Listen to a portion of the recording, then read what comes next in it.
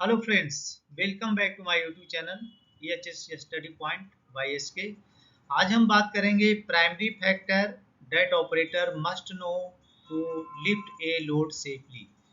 मतलब है primary factor क्या क्या है जिसको जब भी कोई भी लोड उठाया जाता है तो ऑपरेटर को इसके बारे में जानकारी होनी चाहिए। तो चलिए देखते हैं वो प्राइमरी फैक्टर क्या क्या है वन बाय वन। सबसे पहले there are four primary factor the operator must know to lift a load safely। तो यहाँ पे चार फैक्टर हैं जिसको ध्यान में रखना जरूरी है ऑपरेटर को। सबसे पहला है size of the load, weight of the load and centre of gravity of the load. इसका ध्यान रखना ऑपरेटर को बहुत ही जरूरी है।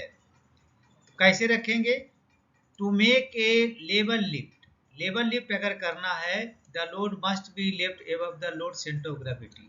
तो लेवल में अगर लोड को उठाना है तो हमेशा ध्यान रखें कि जब भी कोई लोड को उठा रहे हैं तो उसको सेंटर ऑफ ग्रेविटी जहाँ पे है उससे ऊपर से उठाना है, ना कि नीचे से। नहीं तो सेंटर ऑफ ग्रेविटी वहाँ पे डिस्टर्ब होगा और एक्सीडेंट होने का चांस होता है। अब सेंटर ऑफ ग्रेविटी बोलते किसको हैं? The point at which the entire weight may be consider as concentrated.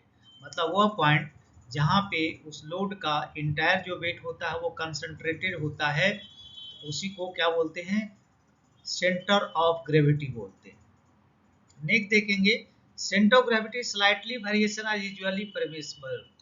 मतलब सेंटर ऑफ ग्रेविटी में अगर थोड़ा सा वेरिएशन होता है तो उसको परमिट कर सकते हैं, but the dangerous tilting will result in causing unequal stress in the different sling leg and chance of accident. लेकिन अगर बहुत ज़्यादा डेंजरस टिल्टिंग है, मतलब बहुत ज़्यादा झुका हुआ वन साइड में, इसका मतलब वो जो लोड उठा रहे हैं वो कंसंट्रेटेड नहीं है, मीन सेंटर ऑफ ग्रेविटी में नहीं है, जिसके कारण यहाँ पे स्लिंग का जो लेग है उस पर अलग अलग है जो डिफरेंट टेंशन अनइक्वल स्ट्रेस आएगा और जिसके वहाँ पे चांसेस है जो मेजर एक्सीडेंट हो सकता है।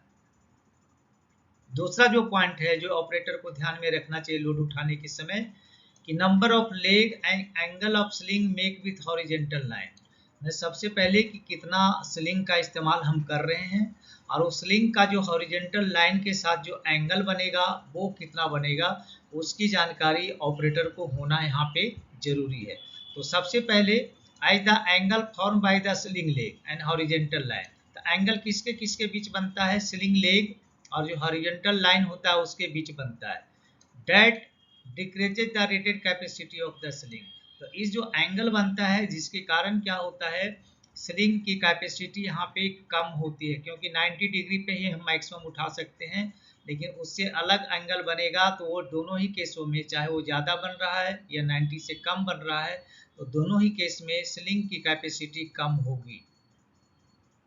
The smaller the angle between the sling leg and the horizontal the greater straight on the sling. तो इसका मतलब हुआ कि जो स्लिंग एंगल के बीच में, स्लिंग लेग और हॉरिजेंटल लाइन के बीच में जो एंगल, स्मॉलर एंगल जो बनेगा, उसके कारण क्या होगा, स्लिंग लेग पे स्ट्रेस बहुत ही ज़्यादा आएगा, जो कि एक डेंजरस कंडीशन है और इसी के कारण मैक्सिमम एक्सीडेंट होते हैं और ये पता नहीं चलता कि किस कारण है जो स्लिंग टूटा। स्लिंग वहाँ ड्यू टू स्मॉलर जो एंगल बना जिसके कारण उस पर टेंशन ज़्यादा आया और उसके कारण स्लिंग टूट गया।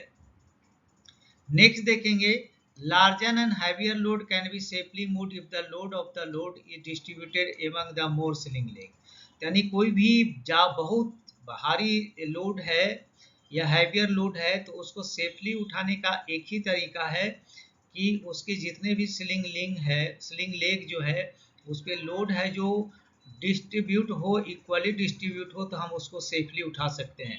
अदरवाइज यहाँ पे प्रॉब्लम हो सकता है।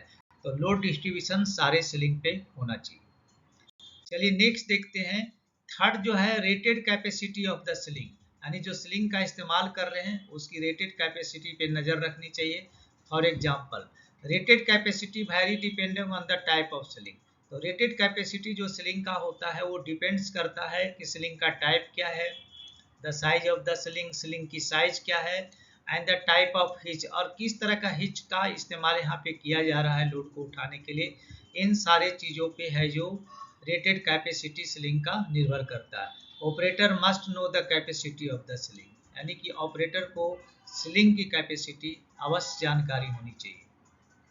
नेक्स्ट जो है, sling manufacture generally make available chart और table that contain this information must be follow. तो यहाँ पे क्या होता है, स्लिंग का जो मैन्युफैक्चर होता है वो उसके लिए यहाँ पे क्या करता है, एक चार्ट बनाता है या टेबल बनाता है जिसमें ये सारे इंफॉर्मेशन दिए रहते हैं। तो उस इंफॉर्मेशन को फॉलो करना ऑपरेटर को जरूरी है।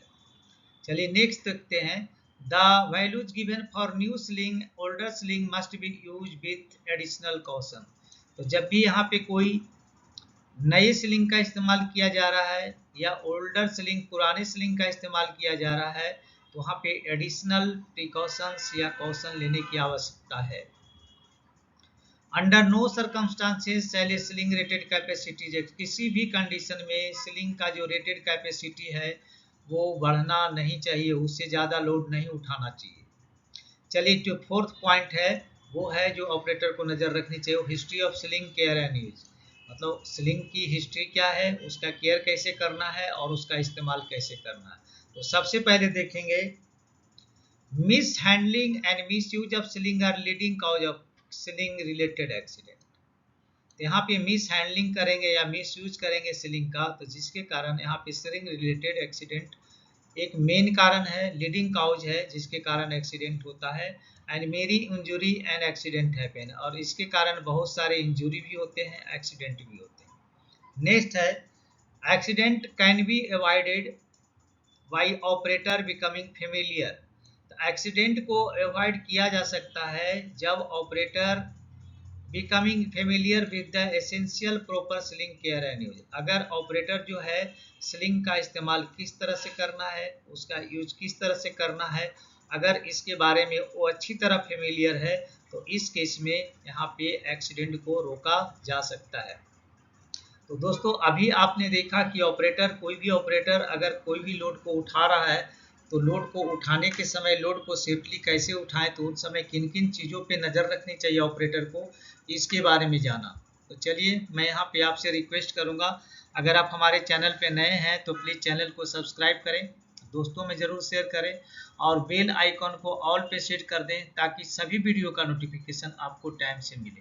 तो चलिए मिलते हैं आपसे नेक्स्ट वीडियो में, तब तक के लिए जय हिंद, वंदे मातरम।